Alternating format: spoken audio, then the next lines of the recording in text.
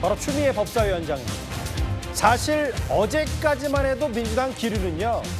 사상 초유의 대법원장 청문회가 열리는데 당대표도 원내대표도 몰랐다? 이건 좀 문제 있는 거 아니냐는 내부 기류도 분명히 있었습니다. 그런데 오늘 정청래 대표의 발언은 다소 기조가 바뀐 것 같았습니다. 사전에 당 지도부와 논의가 되거나 그러지는 않은 것 같습니다. 주 통보를 받았습니다. 추미애 법사위원장을 비롯한 법사위원들께서는 열심히 해주시기 바랍니다. 많은 언론들에서 마치 당 지도부와 법사위가 이견이 있는 것처럼 갈등이 있는 것처럼 정청래도 못 막은 추미애, 조희대 청문회 강행 이렇게 이간질하고 갈라치기 하는 제목을 붙여서 과도한 공세를 자제하라는 등 했다고 하는데 제가 그런 말을 한 적이 없습니다. 제가 얘기한 것은 일정을 공유하자라는 차원이지 조희대에 대한 공세를 하지 말라든가 늦추자든가 그런 취지가 아닙니다. 꿈 깨시기 바랍니다. 꿈 깨라고 정청래 대표가 얘기했는데 어쨌든 일정 공유가 안 된 건 사실이니까요. 팩트니까요. 김준욱 대변인. 추미애를 비롯한 법사위원들 열심히 해주시길 바란다. 근데 제가 보기에는 이거 한번 민주당 내부 사정 잘 아시니까 질문을 드릴게요. 이게 정청래 대표가 추미애 법사위원장에 힘을 실어준 겁니까? 아니면 강경파에게 정청래 대표조차도 끌려다니는 겁니까? 힘을 실어주신 거라고 봐야 될 것 같습니다. 지금 조희대 대법원장에 대한 청문회 이번에 처음 추진하는 사안도 아니지 않습니까? 지난 5월 달에 정청래 대표가 법사위원장 하던 시절에 조희대 대법원장에 대한 청문회를 추진했었는데 그 당시에 조희대 대법원장께서 청문회에 참석하지 않으셨습니다. 그것 때문에 당시에 제대로 된 청문회가 이루어지지 못했을 뿐이지 정청래 법사위원장조차도 대표조차도 법사위원장 시절에 추진했던 일을 지금에서 한다는데 그걸 왜 말리겠습니까? 다만 지금 이 조희대 대법원장에 대한 청문회라든가 이런 것들이 사법개혁의 과정들 속에서 당 지도부하고 일정을 조율해가는 과정들 속에서 최대의 압박이 이루어지고 또 그것을 통해서 사법부의 반응을 이끌어낼 수 있는 보다 전략적인 측면에서 이루어졌으면 좋겠다라는 아쉬움을 드러냈을 것이다. 드러낸 것뿐이다. 그런 것이 오늘 또 박수현 수석 대변인의 브리핑을 통해서도 얼마든지 설명이 될 수 있다라고 보여집니다.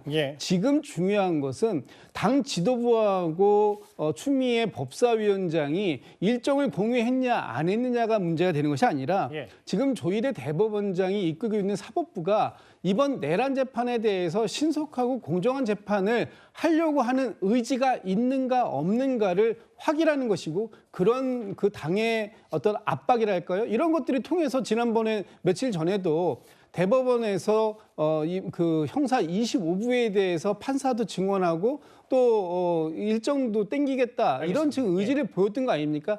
최대한의 압박을 하면 그만큼 사법부에서도 반응이 나오고 있다. 이 반응에 대해서 보다 더 확실한 중립적이고도 공정하고 신속한 그런 재판에 대한 반응이 더 나와야 된다라는 것이 민주당의 입장입니다. 그 일부 보도에 따르면 정청래 대표도 강성 지지층 얻어서 당대표가 됐는데 똑같은 정지하겠다는 강경파 어떻게 생각하냐? 민주당의 익명 의원, B 의원이 이렇게 얘기했다는데 아까 정청래 대표에게는 이거 꿈 깨라는 거 아니야? 이간질하지 말라. 오늘 법사위에서 야당에서는 추미애 법사위원장을 저격한 발언도 나왔습니다. 정청래 위원장이 참 대단하셨죠. 온 국민이 바라보는 데서 법사위를 마음대로 전행하더니 마침내 민주당 개딸들의 지지를 받아서 당대표가 되셨어요. 추미애 위원장 오시고 나서 더 개판이 됐어요. 추미애 위원장님 내년에 어디 나가신다고 그러는데 이 법사위원장이 민주당 정치인들의 정치 비즈니스장입니까? 정청래, 이춘석, 추미애 위원장 정치 비즈니스에서 내년에 뭘 어떻게 하시겠다고요? 우리 제발 좀 정상으로 돌아갑시다. 글쎄요. 당 지도부나 민주당 의원들도 정청래가 제어 못한다. 그건 아니다. 지도부가 잘했다고 생각한다. 여러 반응들이 조금은 약간의 온도차는 있지만 기본적으로 여러 가지 얘기를 좀 하고 있는데 송영훈 변호사님, 이제 야당에서 얘기하는 건 결국은 추미애 법사위원장이 내년 지방선거를 염두에 두고 자기 장사한다는 취지가 그것 때문에 지금 법사위가 다 끌려다니고 정상화도 안 되고 정청래 대표조차도 끌려다니는 거 아니냐 이 얘기를 하고 싶은 것 같아요. 그렇게 보이는 측면이 있어요. 왜냐하면은 그런 어떤 개인적인 정치적인 목표를 위한 빌드업이 아니고 저것이 본인의 소신이라고 하면 더 큰 문제 아니겠습니까? 그러면은 아예 선악을 구별하지 못하는 지경을까지 이뤘다라고 보여집니다. 그런데 어찌되었든 국회 상임위원장의 권한은 저런 식으로 자기 정치에서 상임위 전체를 파탄내는 데 있는 것은 아니지 않습니까? 추미애 위원장이 지금이라도 이성을 회복해야지 본인의 정치적 목표에도 어느 정도 근접을 하는 게 가능할 겁니다. 예. 그렇지 않으면 선거라고 하는 것은 결국은 본선에 가면 마지막 5%, 10% 중도 싸움 아니겠습니까? 예. 어느 정당도 지지하거나 반대하는 선입견을 갖고 있지 않은 중도층의 국민들께서 지금 우리 법사위를 보면서 어떻게 생각하시겠습니까? 사실은 보고 싶지가 않으실 거예요. 그런 법사위의 흐름을 주도하고 있는 추미애 위원장이 저렇게 과격한 언행을 반복해서는 결국 본인의 정치적 목표를 달성할 수 없다라는 부분을 좀 명심했으면 좋겠고 예. 하나 더 나아가서 민주당이 저걸 왜 제어하지 못하고 있는가를 봐야 됩니다. 예. 사실은 뭐 오늘 아침까지만 해도 여러 가지 보도들이 나왔었잖아요. 저희도 언급했던. 예. 그런데 정청래 대표가 결국은 추미애 위원장의 손을 들어줬다시피 발언한 것은 예. 여의도에 이른바 삼통령이 있다고 하는 상황과 저는 무관하지 않다고 봅니다. 그러니까 용산의 이재명 대통령, 여의도의 정청래 대통령, 그리고 충정로의 김어준 대통령이 있다고 하는 세간의 그런 말들이 있는데 예. 정청래 대표는 임기가 1년밖에 안 돼요. 예. 이재명 대통령의 임기가 5년이죠. 그런데 김어준 씨는 유튜브의 영향력이 유지되는 한 임기가 무한정이라고 해도 과언이 아닙니다. 그러다 보니 결국 김어준 씨의 유튜브 등등이 주도하는 강경 여론에 정청래 대표마저 손을 들어줄 수밖에 없는 상황이 아닌가. 그런 점에서 민주당의 건강성이 회복되는 것이 정말 요원하다라는 생각마저 듭니다. 지도부도 잘했다고 생각하고 좀 더 소통하면 좋겠지만 이슈가 많다라고 이제 민주당 지도부 김병주 의원도 얘기했는데 앞서 송영훈 변호사가 말씀하셨다시피 실제로 정청래 대표보다도 또 추미애 법사위원장보다도 훨씬 더 지금 강성 지지층의 여러 입김을 뿜어내고 있는 바로 김어준 씨가 사실 조희대 대법원장 관련해서 오늘 아침에 이런 말을 했었습니다. 조희대 대법원장 청문회에 대해 보수 정치, 보수 언론은 한결같이 주장합니다. 삼권 분립 훼손이다. 말은 바로 합시다. 삼권 분립의 가치는 이재명 대선 후보 자격 박탈을 시키려고 조희대 대법원장이 전무후무한 대법 파기환송을 저질렀을 때 그때 결정적으로 훼손된 거죠. 그래서 청문회를 하는 거다.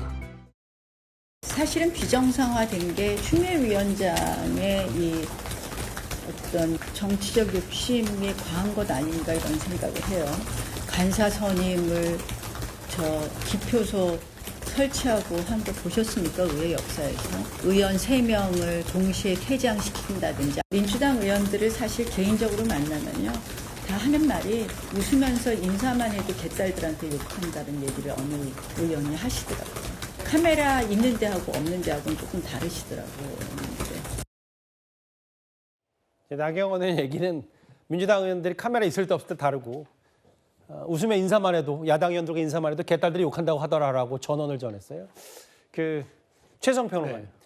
결국 뭐 김어준 씨 얘기를 안 할 수가 없는 게 이 모든 과정들이 결국은 추미애 법사위원장 손을 정청래 대표가 들어줄 수밖에 없는 이유에 김어준 씨가 있지 않냐. 네. 그 얘기에 동일하십니까? 네, 저 동의합니다. 좀 전에 이제 송영호 변호사 삼통 얘기했잖아요.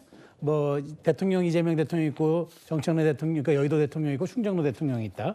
그 어떤 네이밍과 조어가 발생할 때는 어떤 현상을 반영한다고 봐야 되는 겁니다. 많은 사람들이 공감하기 때문에 그런 것들이 지금 유포가 되고 있고 또 많은 사람들이 거기에 대해서 일종의 그 네이밍을 자꾸 부여하고 있는 거죠. 정치의 본령이 뭐냐고 우리가 많이 얘기할 때 정치의 본령은 저는 하나라고 봅니다. 제도 안에서 갈등을 조정하는 겁니다. 그런데 지금 보면은 그러니까 서로가 보수든 진보든 여당이든 야당이든 공방을 할 수 있어요. 공방을 할 수 있는데 결국 그것이 이제 그런 걸 통해서 합의에 이르는 게 본질이고 목적이거든요. 그게 대의제의 원리 아닙니까? 근데 이제 실체가 불분명한 외부 세력이 개입해가지고 하루아침에 여야 대표가 합의한 것도 파기하고 그것도 모자라 당대표는 사과까지 합니다. 자, 그러면은 국민이 주권을 위임한 대의제가 지금 장 내에서 돌아갑니까? 장 외에서 돌아갑니까? 이 하나가 저는 가장 지금 대한민국 정치를 비극으로 몰아넣고 있는 사안이라고 생각하는 겁니다. 김병기 원내대표가 손을 잡았음에도 사실상 파기한 거라고 말씀하신 거죠? 그렇죠. 그 24시간에 무슨 일이 벌어졌습니까? 그렇기 때문에 저는 본질로 돌아가야 한다. 그러니까 결국 지금 국회의원들끼리 웃는 낯으로 악수도 못하는 상황이라면은 예. 저는 그거는 대단히 심각한 민주주의의 위기다. 우리가 국가의 위기다. 이렇게 저는 정의할 수가 있습니다. 지금 이제 조희대 대법원장을 둘러싼 이른바 여권의 사법개혁 총공세를 저희가 하나하나 전해드리고 있었는데 속보가 들어왔습니다. 이번엔 아마 검찰개혁과 관련된 건인 것 같은데요. 노만석 대행이 뭐라 그랬냐면 위헌성 없는 검찰개혁이 이루어지길 바란다. 그리고 헌법에 검찰 지운 것 개혁의 오점이 된다라고 얘기를 했습니다. 공소청의 명칭은 검찰의 본연의 기능을 담아내지 못한다라고 얘기를 하면서요. 또 하나 있네요. 예, 마지막입니다. 올바른 검찰개혁의 모습 간곡히 국회에 요청한다. 원론적인 얘기를 하고 있습니다만 장현주 변호사님, 검찰개혁 측면에서도 속도전 혹은 아직 입법을 강행하면서도 어제 정확히는 그제 윤호중 행안부 장관이 주호영 의원에게 지적을 받았을 때 조직이 어떻게 굴러갈지 혹은 몇 명이 어디 근무할지도 제대로 준비도 안 해놓고 이렇게 속도만 밀어붙이는 거 아니냐. 정청래 대표가 추석 전에 추석 밥상에 검찰개혁 이슈만 올리면 된다는 그런 먼저 결론을 정해놓고 시점을 정해놓고 하는 거에 대해서 검찰 내부에서도 총장, 대행, 검찰을 대표해서 우려를 표명했어요. 그렇죠. 뭐 위헌 논란이 없는 검찰 개혁이 되어야겠다. 뭐 이런 이야기들은 계속해서 나오고 있는 결국 검찰총장이 헌법에 규정되어 있기 때문에 검찰청이 결국 헌법상의 헌법기관이 아니겠느냐 뭐 이런 주장으로 읽히기는 합니다. 그러나 이 부분에 대해서는 어느 정도 논란이 일단락됐다고 저는 생각하는데요.